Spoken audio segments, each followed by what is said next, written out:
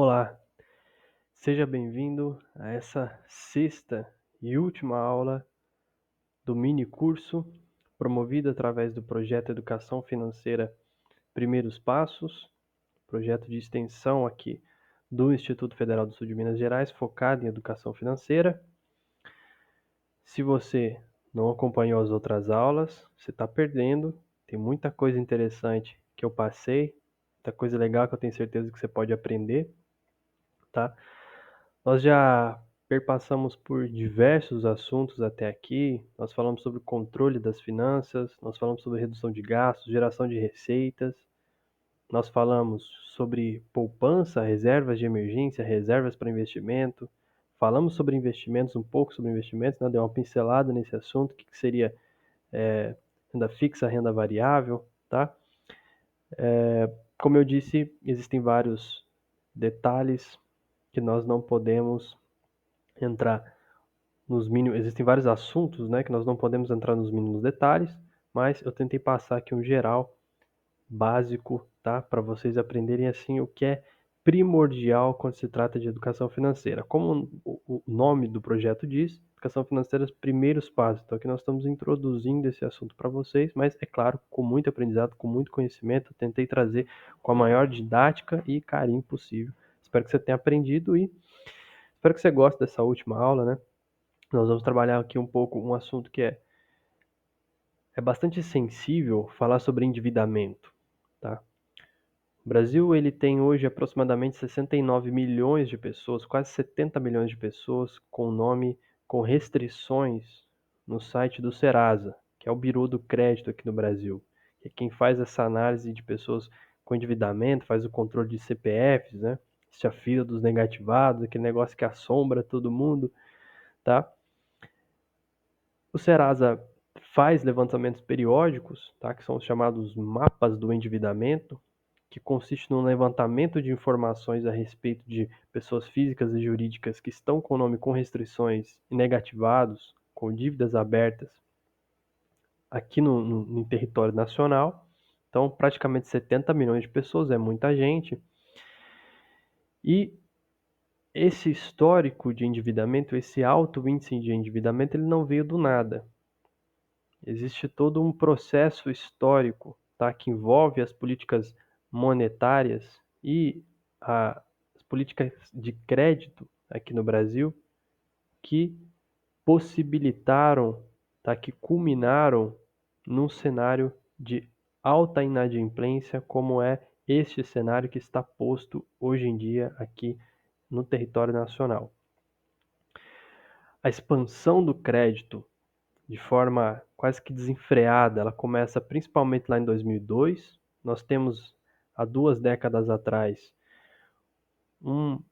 algumas mudanças, sobretudo mudanças na legislação, aprimoramento de algumas leis que garantiram uma segurança jurídica maior para que as instituições financeiras, os bancos, as sociedades de crédito pudessem diminuir um pouquinho as suas taxas de juros, comparativamente ao que se tinha lá na década de 90, por exemplo, e aumentar o prazo de pagamento, de maneira que o valor das mensalidades dos empréstimos e dos financiamentos bancários ficassem reduzidas e coubessem no bolso do povo, tá?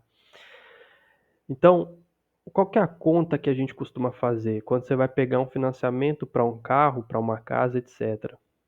Não é quantas vezes você vai ter que devolver, você vai ter que pagar aquele mesmo carro, aquela mesma casa para o banco na forma de juros. Porque muitas vezes você financia um carro de 40 mil, 50 mil reais, por exemplo, e você vai ver o quanto que dá de juros, você está pagando mais 50 mil de juros, tá? Então, você comprou um carro de 50 mil e de brinde você deu mais um para o banco sob a forma de juros. Mas essa conta a gente não costuma fazer para tomar nossa decisão. A conta que nós costumamos fazer é quanto que vai custar no meu bolso no mês. Então, se a mensalidade do carro, por mais que eu vá pagar mais um, como eu disse, né? E que eu fiz uma brincadeira. Por mais que eu vá entregar mais um de brinde para o banco, na forma de juros, no final desse período, quanto que está me custando todo mês? Está me custando R$ 500, R$ 400. Opa, eu consigo pagar isso? Ah, consigo. Recebo aqui 3 salários mínimos, 2 salários mínimos. esse valor eu consigo pagar. Então, pronto, eu pego o financiamento, porque existe a necessidade de se ter o bem aqui e agora, tá? Isso é inclusive um fator emocional, tá? Então, essa forma como os bancos ganham dinheiro, eles fizeram isso ao longo das décadas e expandiram o crédito. Tanto o crédito direcionado, que é o crédito específico, o crédito rural, o crédito imobiliário, quanto o crédito livre, tá? Crédito pessoal, o consignado, etc., para pessoas físicas e para pessoas jurídicas também, tá certo? Então, esse é o primeiro fator, a expansão do crédito, né? Existe toda uma história por detrás disso. E quais são os números que nós temos registrados? Existem alguns números trazidos na literatura do período de 2007 em 2014, por exemplo, esse é um dado estatístico que eu tenho. O crédito foi expandido de 30% a 60% do PIB. Então, em 7 anos, a oferta de crédito em relação ao PIB dobrou. Nesse mesmo período, o endividamento das famílias salta de 25% para 45%. É um salto gigantesco. Por que isso acontece? Isso acontece principalmente por causa do cartão de crédito. O cartão de crédito no Brasil tem as maiores taxas de juros praticadas no mundo.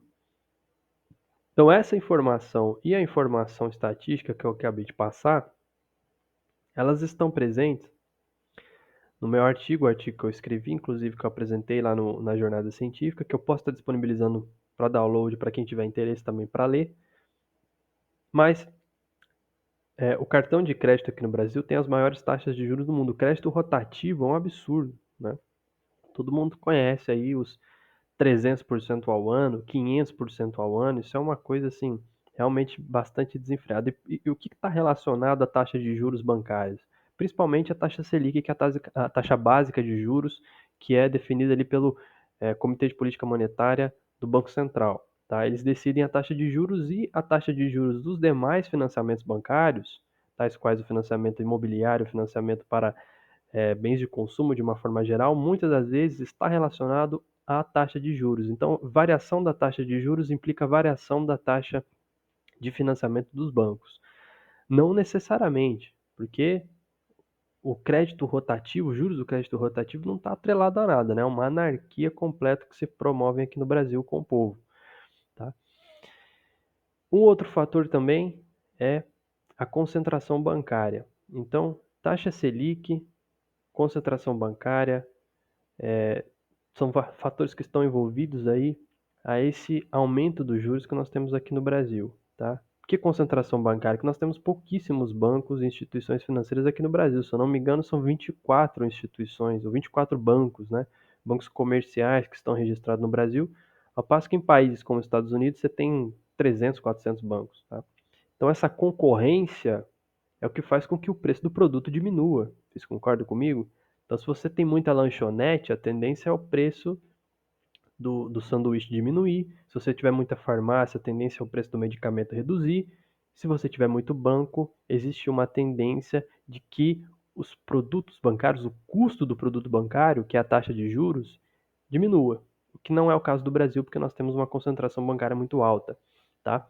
Então, isso se reflete no spread. O que é o spread? A diferença entre a taxa de juros que o banco devolve para o investidor e a taxa de juros que ele cobra do tomador de crédito. Tá? Então, se você empresta o seu dinheiro para o banco, por exemplo, através de um CDB, que é um certificado de depósito bancário, ele paga uma taxa de, sei lá, 5%, 4%, que seja, por exemplo.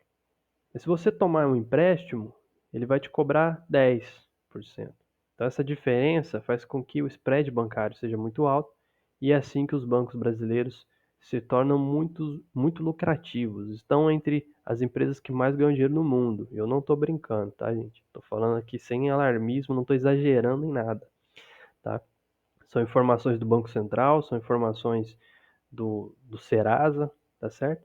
Então, se você pegar tudo isso e somar ao déficit de educação financeira que nós temos no Brasil, a esse déficit cultural e essa falta de ensino de aprendizado, do ensino das finanças, principalmente nas escolas, no ensino básico, como está sendo modificado, como está mudando atualmente, né? Atualmente existe uma mudança nesse sentido, ou seja, as escolas de ensino básico estão ofertando cada vez mais a disciplina de educação financeira, colocando inclusive como grade curricular obrigatória, mas ainda está a passos curtos, né, nesse sentido, e há alguns anos atrás isso nem era discutido, tá? Então, se você soma toda essa questão bancária, concentração bancária, juros taxa de juros do crédito rotativo, cartão de crédito, você soma tudo isso, a falta de educação financeira, o que que você tem?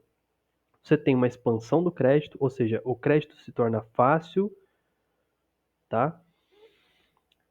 Acessível a mais pessoas que, de repente, caso a análise de crédito fosse um pouco mais rigorosa, não seriam aceitas para tomar esses empréstimos. Então você tem uma expansão desenfreada com uma população que não foi educada financeiramente para utilizar essa mesma ferramenta creditícia que passa cada vez mais a ser de fácil acesso.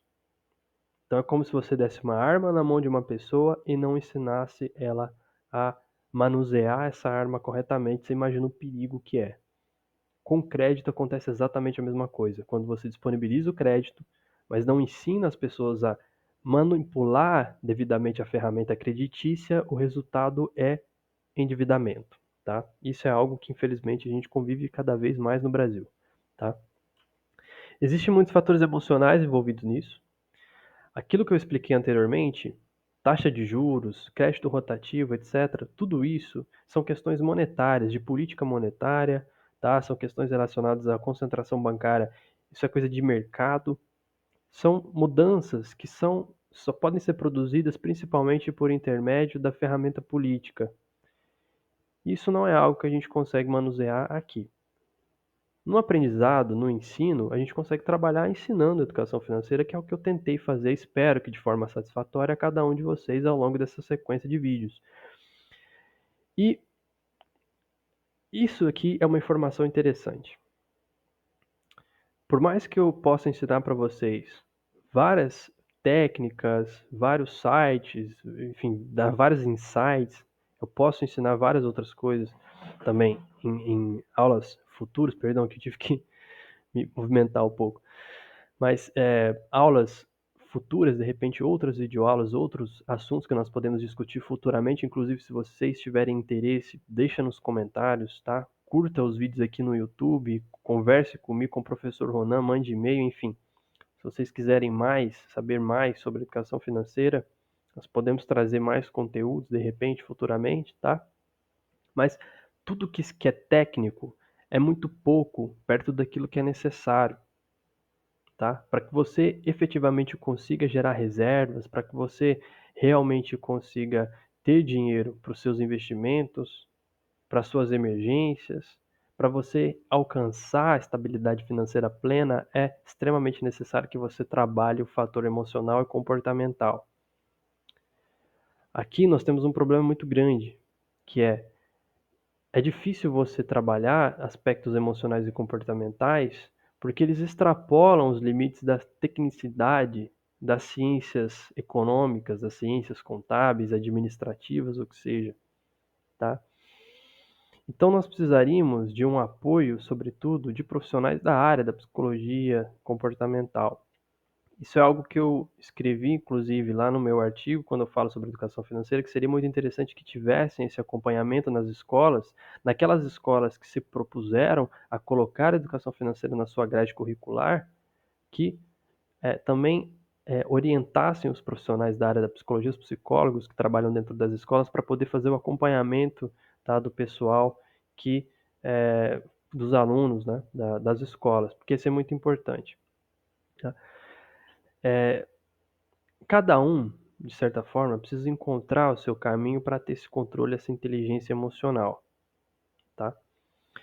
O que eu tenho para falar para vocês, principalmente, a minha dica é o seguinte: tenha a visão de longo prazo.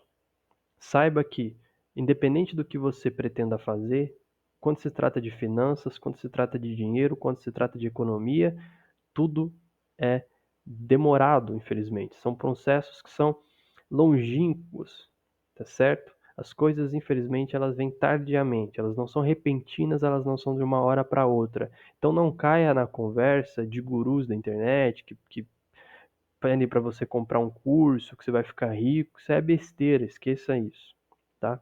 Outra coisa, principalmente, tá economizando? Pô, João, mas estou economizando pouco. Tá ganhando dinheiro? Pô, mas eu tô ganhando pouco. Mas esse pouco, ele é pouco agora. Você precisa ter essa mentalidade que as coisas vão acontecer lá na frente, tá? Então acumule dinheiro, segure o dinheiro. Cartão de crédito, tome cuidado. É muito mais interessante você segurar uma quantia, reservar uma quantia para adquirir um determinado bem de consumo lá no final do ano à vista, do que consumi-lo a prazo, por exemplo, né? Adquiri-lo a prazo por meio do cartão de crédito, porque as chances de inadimplência elas são muito grandes por meio do cartão de crédito, tá certo? Essas são 2 dicas que eu posso deixar aqui para vocês. Eu vou voltar um pouco sobre emocional e comportamental no último vídeo, que não será uma aula, mas será um último vídeo nos agradecimentos. Eu vou falar um pouco sobre isso também. Vou dar um insight aqui para vocês que é bastante interessante, tá? E aí o que acontece, né? Então aqui, falta de educação financeira. Como é que pode ser resolvido isso? Promovendo a educação financeira. É o que nós estamos tentando fazer aqui. O que já foi feito nesse sentido antes, tá? Existe uma estratégia nacional da educação financeira, tá? Isso é uma política que passa a existir, que foi regulamentada há muitos anos, tá? É uma política federal, Estratégia Nacional de Educação Financeira. Tem um site que é muito interessante, tá? Eles realmente tentam promover, tentam produzir algumas coisas legais aqui no sentido de educar as pessoas. Eles têm aqui no site, ó, algumas informações interessantes sobre crédito, poupança, previdência, que é algo que a gente pode trabalhar em futuros vídeos, caso vocês tenham a vontade, né? Consumo, planejamento. Então, assim, eu vou deixar esse site que tem muito material complementar interessante para vocês darem uma olhada, tá certo? Quem tiver interesse, é muito bacana. Taxa de juros. O que eu posso passar para vocês? Muitas pessoas não sabem, mas você pode consultar a taxa de juros que o banco vai te oferecer antes mesmo de adquirir aquele financiamento, um determinado financiamento, um determinado empréstimo. Essa tabela é oficial do site do Banco Central, tá? E aqui você encontra a taxa de juros que é aplicada por todos os bancos que oferecem modalidades de empréstimos específicas. Então, quanto que está os juros para aquisição de veículos? Se você clicar aqui, ó, você vai ver que tem uma tabela que tem as taxas de juros. Vamos ver se você vai carregar. Um pouco devagar, né? Mas tem aqui, ó, as taxas de juros para aquisição de veículo de vários bancos, tá? De vários bancos. Então, você tem aqui tem Banco do Brasil, né? Tem que ter, né? Vamos ver se a gente acha aqui alguns bancos conhecidos.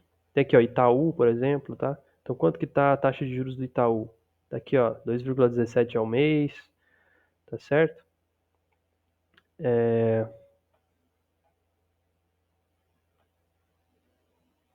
O que mais que nós temos aqui? Conhecido, tá? Bom, enfim, tem vários bancos aqui, vocês podem pesquisar, tá certo? Provavelmente tem Banco do Brasil que em algum lugar não estou achando, tá certo? Mas o que acontece? Através de uma tabela como essa, você pode consultar. Aqui, ó, Banco do Bradesco, também é muito conhecido, 1,83, tá vendo? Que no Bradesco está mais barato do que do que o Itaú. Então, para um financiamento de um veículo, é mais interessante ser no Bradesco, por exemplo, se você fosse financiar, tá? Isso é interessante, muita gente não sabe disso. Então o cara vai no primeiro banco que aparece na frente dele, ele vai lá e pega o financiamento. E isso daqui vai dar uma baita de uma diferença no final. Por mais que os valores pareçam pequenos a diferença, mas no final vai dar uma quantia de dinheiro bastante elevada. Tem taxa de juros para outros, tá? Então taxa de juros para aquisição de outros bens. Você pode procurar aqui também nessa tabela. Tem taxa de juros do crédito direto ao consumidor, se eu não me engano, que é essa modalidade aqui. Você pode fazer comparações entre diversos bancos, tá certo? Então é Santander, Bradesco, tá vendo? Bradesco tá mais barato que o Santander. Então é interessante você fazer essa análise aqui. O Sicoob tá mais barato ainda, tá? Então Isso aqui é muito legal de ser feito. Eu vou deixar esse site também na descrição do vídeo, tá? E para você que infelizmente está enterrado em alguma dívida no cartão de crédito, o que eu tenho para te mostrar é o site do Serasa.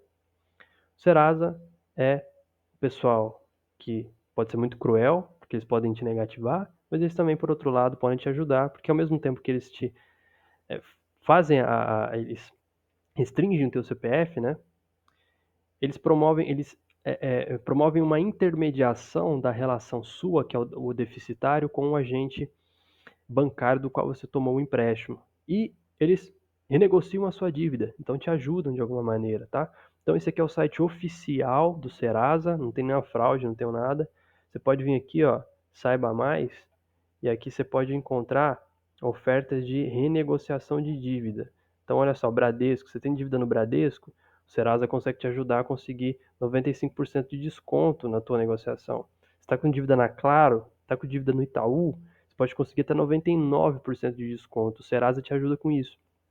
Você pode vir aqui, você pode cadastrar, enfim, existe um procedimento, mas é muito simples, é muito prático, tá? Então, isso é o que eu tenho para deixar para vocês hoje. Eu não consigo explicar mínimos detalhes sobre tudo, mas eu acho que esses sites, essas dicas que eu dei para vocês podem ajudar pra caramba, tá certo? Eu vou deixar para fazer os agradecimentos no próximo vídeo. Esse aqui já se estendeu demais, mas agradeço a audiência de todos vocês e um abraço. Até o próximo vídeo.